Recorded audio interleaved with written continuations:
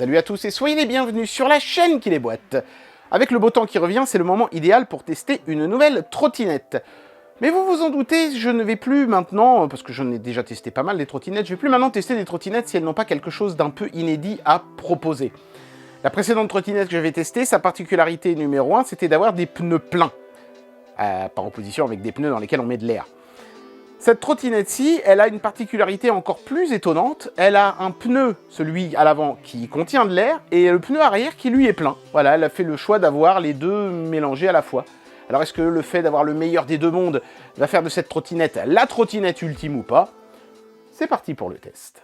Et voici la trottinette dans toute sa gloire. Ne vous inquiétez pas, je sais que vous voyez pas grand-chose d'ici, mais je vais vous faire des plans rapprochés comme d'habitude. Alors, outre la trottinette qui est fournie avec le guidon détaché en haut, il faudra placer 6 vis dans l'emplacement prévu ici. Et ils vous en fournissent 7, donc même si vous en foirez une, il n'y a pas de problème, il y a ce qu'il faut.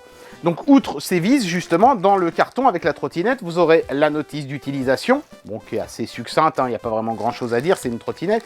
Et le chargeur qui est un chargeur de 42 volts à 1,5 ampères avec le format de prise française. Voilà. J'ai pas trouvé de sonnette dans le carton. Alors est-ce que c'est un oubli ou est-ce qu'ils la fournissent pas de base? Je ne sais pas.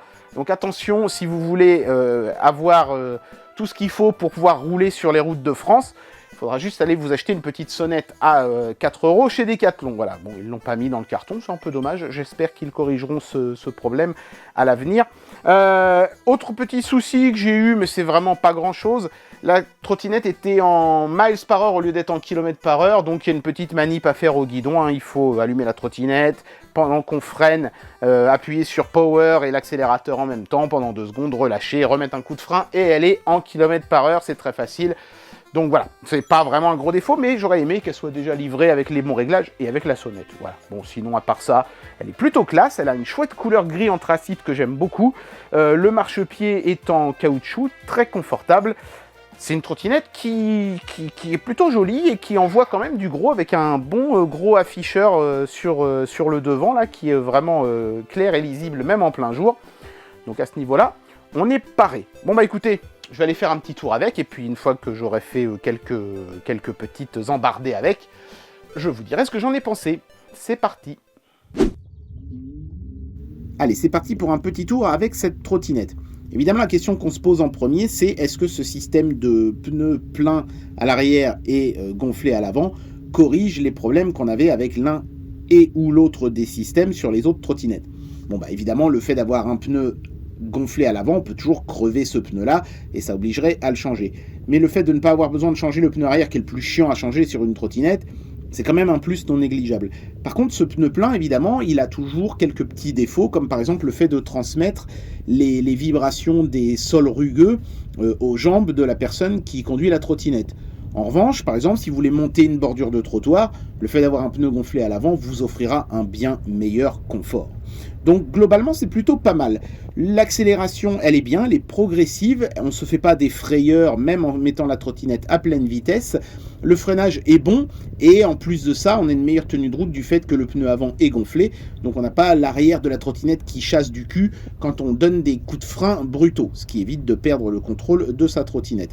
Quant à la possibilité de monter des côtes, écoutez, malgré mon surpoids, j'ai pu monter la côte devant chez moi sans problème, même si évidemment la vitesse de la trottinette était considérablement réduite.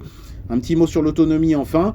Après tous mes tests, j'avais perdu une barre, donc j'estimerais l'autonomie de la trottinette entre 20 et 25 km, ce qui est dans la moyenne des autres trottinettes que j'avais testées jusqu'à présent.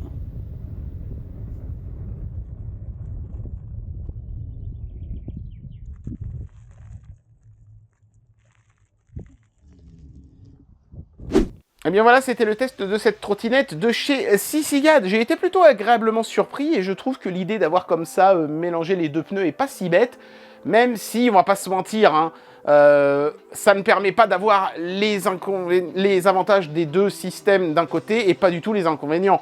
Vous allez avoir de toute façon quelques-uns des avantages, quelques-uns des inconvénients, mais j'ai trouvé quand même néanmoins le compromis vachement intéressant. Et la trottinette est parfaitement légale pour rouler en France en plus, donc vous pouvez y aller et vous faire plaisir.